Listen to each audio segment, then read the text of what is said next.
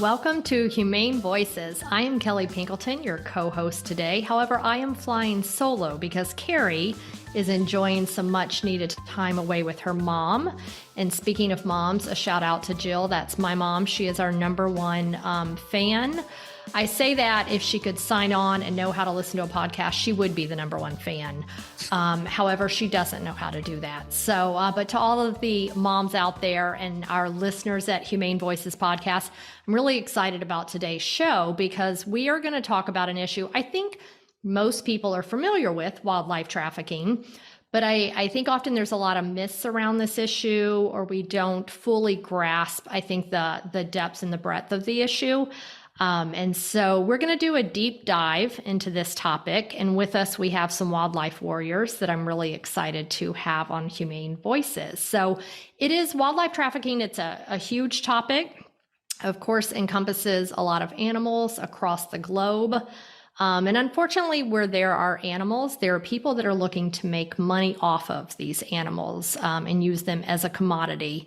So let's go ahead and dig in. I'm going to introduce our two guests today. We have first Adam Payman, who is Director of Wildlife Programs for Humane Society International.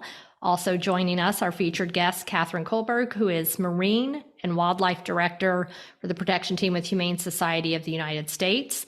Welcome, Adam and Catherine. Thanks so much for being here and sharing with our listeners, including my mom, who will someday listen to this.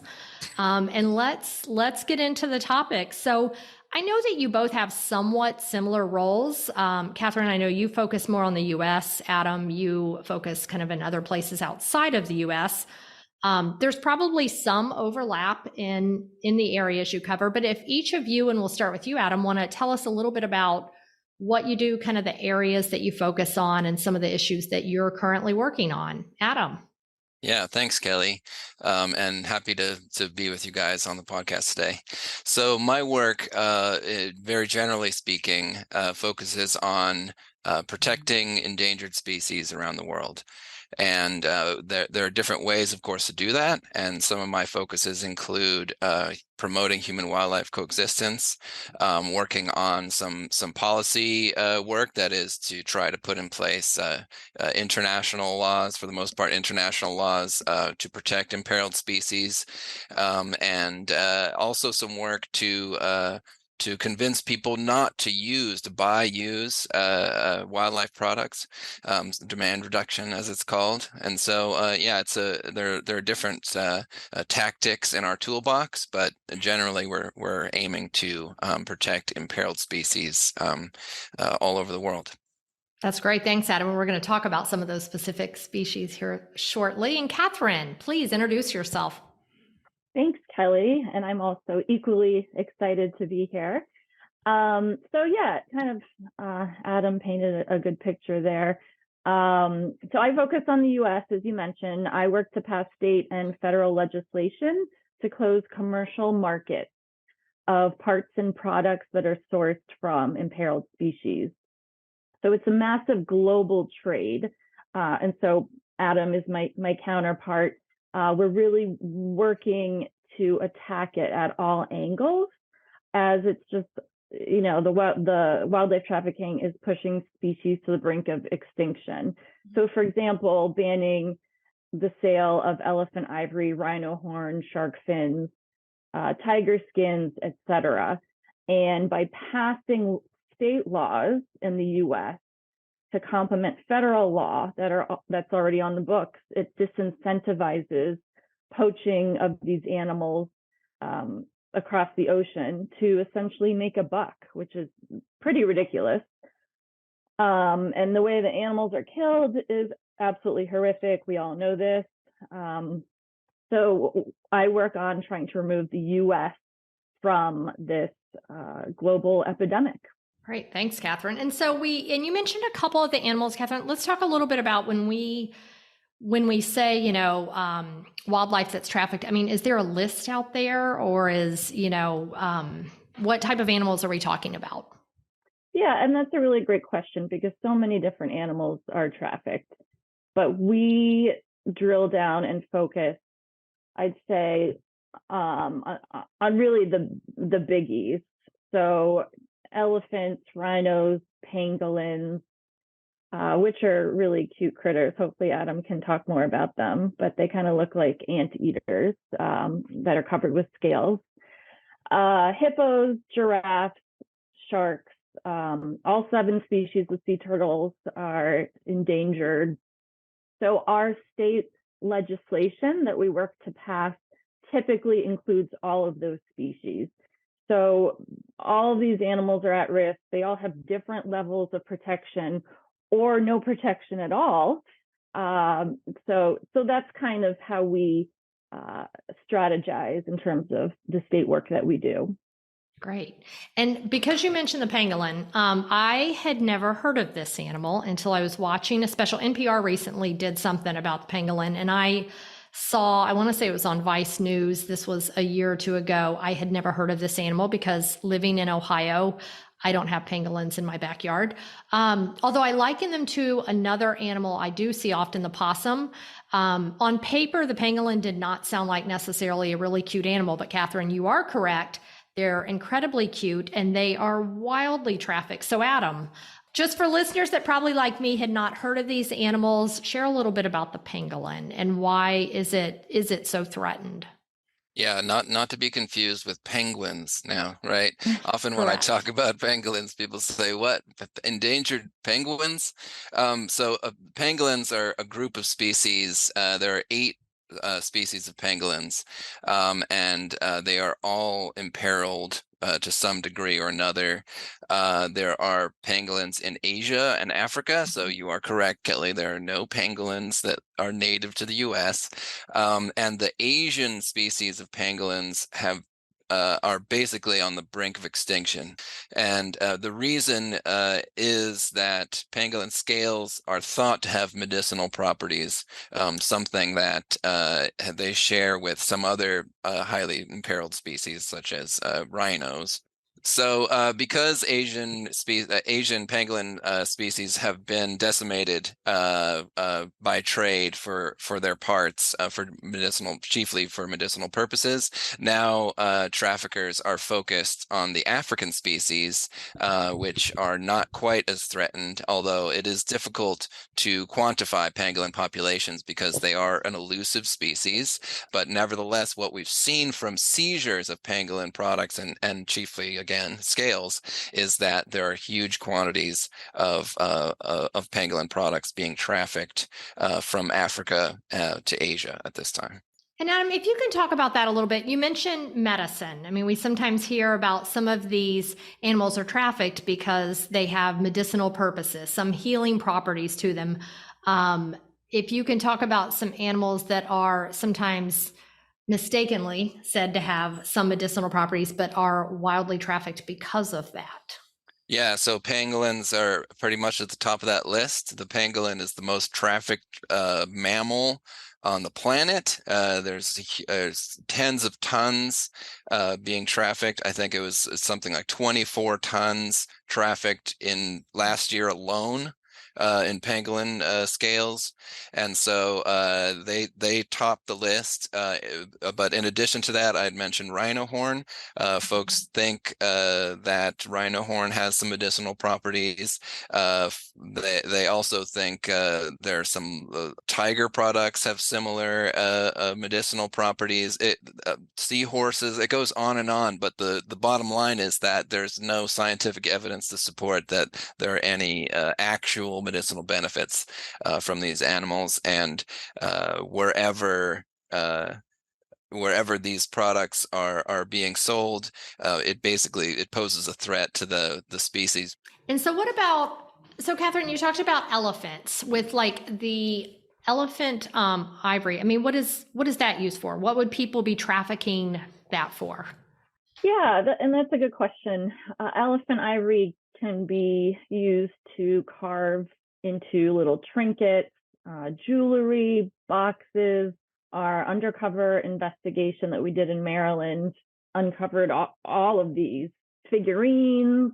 But just to be clear, the work that I do, we try to shut down commercial sales. So if we pass an ivory ban in a particular state, we're not going after your grandma's ivory, right? Like that she will hand down, you know, a beaded necklace or something, heirloom. This has to do with markets, closing down commercial markets, which in turn incentivizes poaching of these animals. But then in terms of some of the other species, people use sea turtle shell for jewelry. In our Maryland investigation, we found a giraffe bone, leg bone lamp, Bible covers that with giraffe skin. The list just goes on. It's really ridiculous. And, you know, extinction is not worth the trinket. So whether nationally or internationally, I mean, if this, and even in areas where it is illegal, and there was recently a news story where 2 individuals from the Democratic Republic of Congo were busted for trafficking. I want to say that was an ivory and a rhino horn. And so they were caught, found out, you know, there will, let's assume, some penalty with that. So if law enforcement or authorities are catching these folks that are either commercial dealers or they're in a part of the international trade, one could assume, well, maybe it's going to end, but yet it doesn't. And why is that? I mean, it continues to happen. So these, I did read about this case that you're talking about. So these guys were caught in a sting operation, and this was a coordinated effort between, I think it was between at least 2, maybe 3 federal agencies. And yeah, it turns out they had their own little trafficking ring that they were running, and they also trafficked in pangolin scales. And yeah, now they're going to serve time in federal prison. And so yeah, that's what you get. And so for these, okay, the individuals in that case, or any, you know, the poachers or those on the front lines, you know, kind of, I guess I liken it to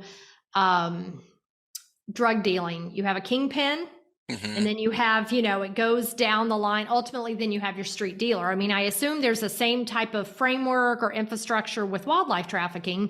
I mean, for the person who is the street dealer or the frontline poacher that's probably not making a lot of money, maybe they are, like, what is their incentive to really, I mean, be a part of this really cruel thing that also is illegal? What motivates them? Yeah, so it's all about money, really. So yeah, you mentioned the different levels of these organizations. So in the case that you just mentioned from those 2 men from the DRC, that was a coordinated sting operation. These weren't just random guys that got caught with, you know, with stuff in their bags on the X-ray machine or something. This was a sting operation where federal agents convinced them to come, and they actually caught someone that was heavily involved in that trafficking ring. And so in that case, they got a fairly high level guy. I'm not sure how big that criminal syndicate or trafficking ring was on the scale of things. Of course, you have huge international criminal syndicates that are involved in all sorts of illegal trade, right? You're going to see wildlife traffickers also be involved in drugs and arms, human trafficking. They're all related, because when a criminal can make money, you know, one way, they're going to basically try to make money off of everything they possibly can. Now, when most of the time when you see the folks that are going out and killing the animals, those are going to be usually poorer folks. They're going to be in the range countries for these animals, such as rhinos and elephants. So that will be for those species, chiefly in Africa, where there are the most of those animals, at least African elephants. And then they're basically preyed upon.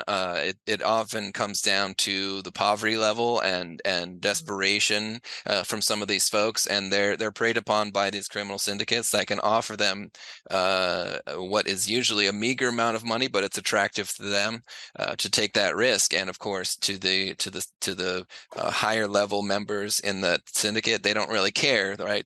If this person is caught, they're just a disposable sort of resource that they can can use. And then oftentimes you'll see when these shipments, at least smaller shipments, some like I said, right? If someone gets caught with ivory or rhino horn in their bags or something like that on an X-ray machine, that person that was bringing those items, that's never going to be the high level trafficker. That's never going to be the high level individual from that syndicate. They're going to send someone who again will be basically disposable for them. But yeah, it all comes down to greed, like Catherine was saying. It all comes down to making a buck, and unfortunately a lot of these syndicates will take advantage of impoverished folks to get the job done. And I assume that's whether we're talking in Africa, where you have, communities of folks that feel they have maybe no other options, and they're incentivized and or threatened, and it's food on the table.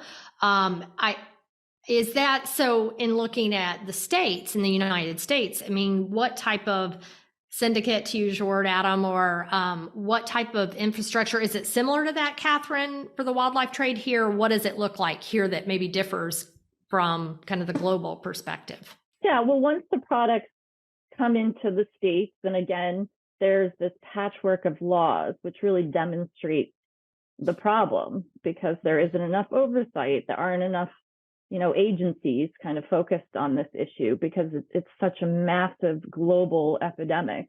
Once these parts and products enter the U.S., for example, let me just kind of jump over here. The biggest question I get when I say that I work on this issue is an ivory already illegal? Well, yes and no. New ivory is prohibited from coming into the U.S. That's completely prohibited unless it's antique and has documentation. That's a whole other story. But that's a federal law, Catherine, correct? Correct.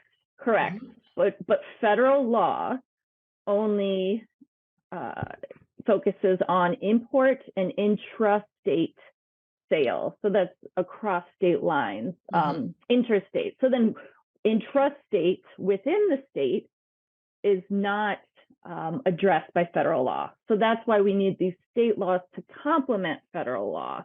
Because again, the patchwork, and who can keep track of all this? It's very confusing. The people buying, mismarked ivory in antique stores, they don't know that they're participating in this poaching crisis.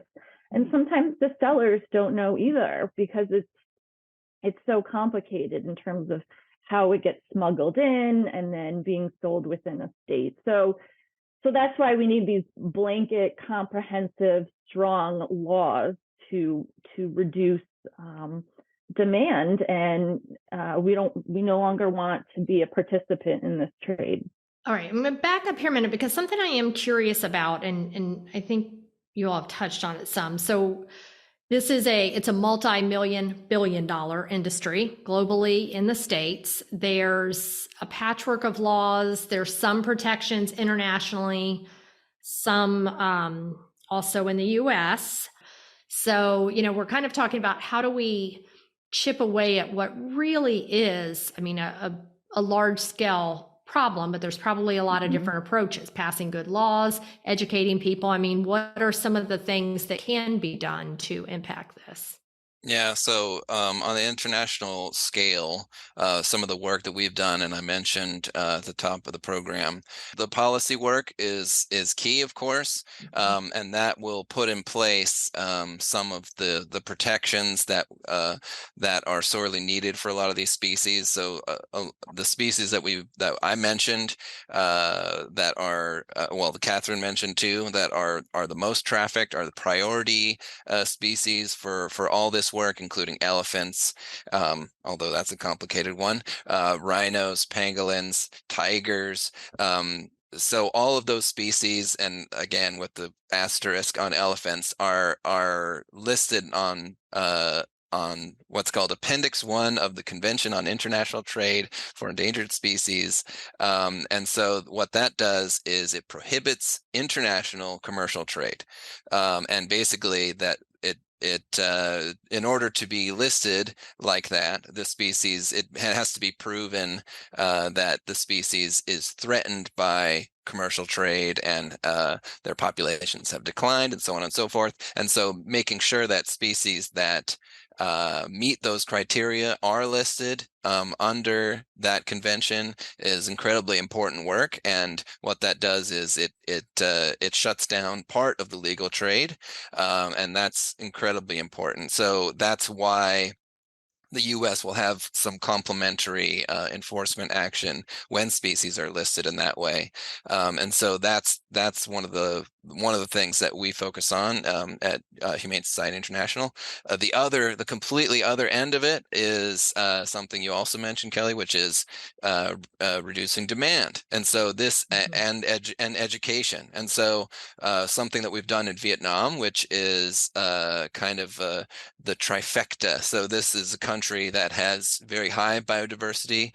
There's a lot of threatened species that live there, including pangolins and Asian elephants. There used to be rhinos there. They're sadly all gone now. And they're also a transit country, so we're going to see a lot of trafficked species coming through there and on to a third country. And they are a consumer of a lot of these products, including rhino horn, pangolin scales, tiger products. And so some of the work that we've done there is to educate children about what threats these species face, what we can do about it, and how important it is to protect them. So hopefully these kids will grow up and love wildlife, want to protect wildlife. They'll eschew these products derived from them. And we've also done large-scale demand reduction campaigns. We're just finishing up one right now that tries to convince people that they shouldn't buy or use rhino horn. We're kind of attacking it from both sides there. From all ends, yeah. That's great. And Catherine, do you find that in the States, I guess I'm wondering, so from a policy perspective, you go into a state and you're going to put forth this, ban on the commercial end of it. Who's your opposition? Who's saying, no, we want to continue this? It's hard to imagine there is, because I think when Adam's in Vietnam talking to kids, they of course would say, oh, I want to protect this species. Of course I do. Yeah. No, I think that's a great question, and something that we struggle with all the issues we work on at HSUS. It's like, why would anyone oppose, this important work that we're doing? Everyone loves wildlife.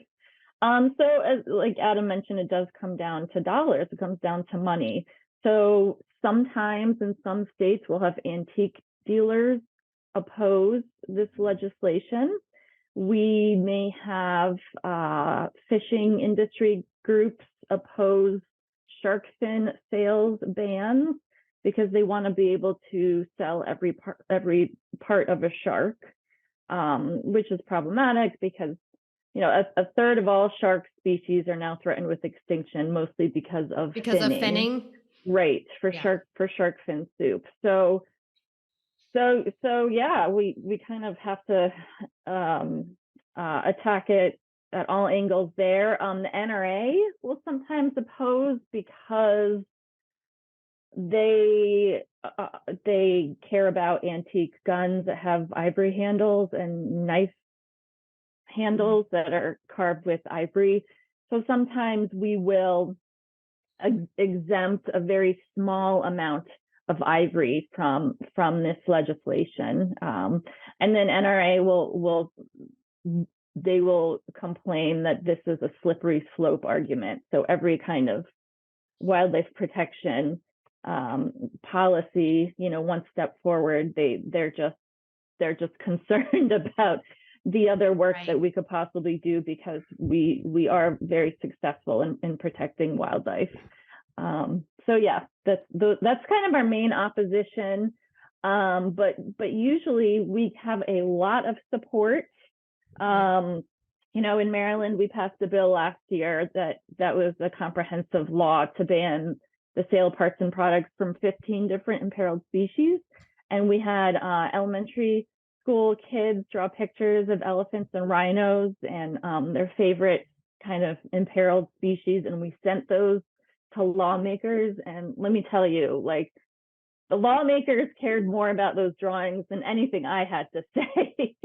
Yeah, well, I was going to say lawmakers hear from lobbyists, but you get a coloring from a child. Yeah, that's going to stick out from the rest of the fray.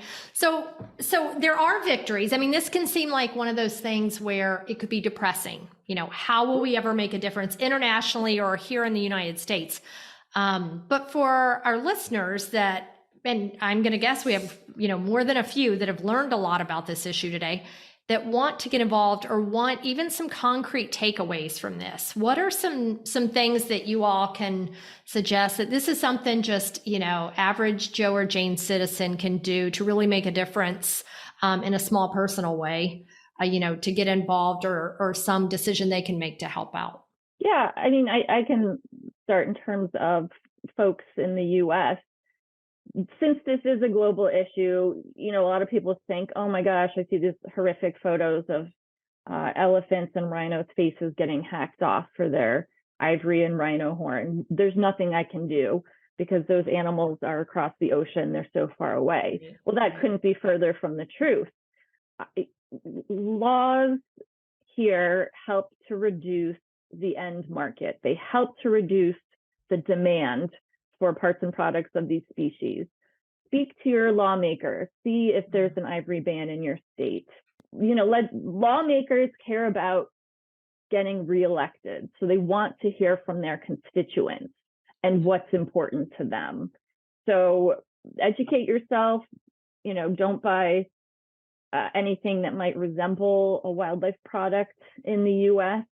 and get in touch with your lawmakers. Set up a meeting with them. Tell them what's important to you and ensure that there are bans in place for these imperiled species.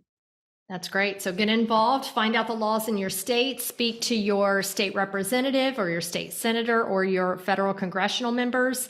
As a consumer, don't buy things that are a part of the trade. Adam, anything you would suggest for folks to get involved?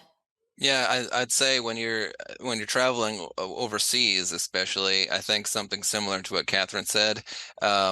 Obviously, wildlife products are sold everywhere in the world, and it's important to be aware what people are selling, what these products were derived from. Oftentimes, folks that they might just not realize what they're buying, and then they bring it back to the country that they live in, and oops, it's a violation of international law. And so I think the safest thing is to don't buy wild. If anything even looks like it might be derived from a wild animal, or even coral, there are protected species of coral and protected wood plants.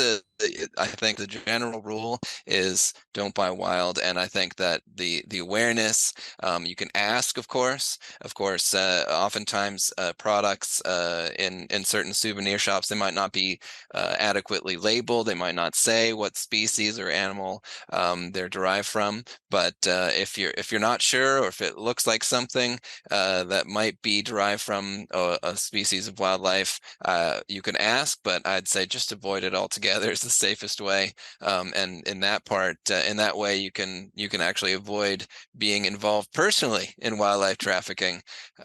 Yourself. That's great.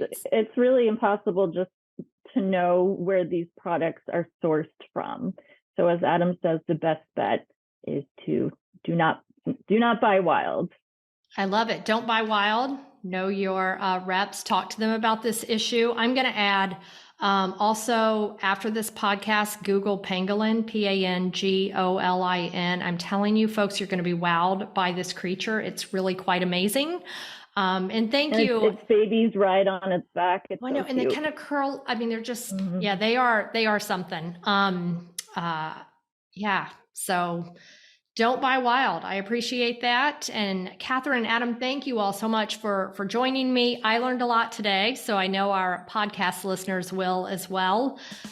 We appreciate all the work that you are doing to impact this really cruel trade, but it sounds like there's reason to be hopeful and that we all can play a part in that. So thank you both. And our Humane podcast friends, thank you for listening. Please be kind to yourself, fellow humans, and all animals.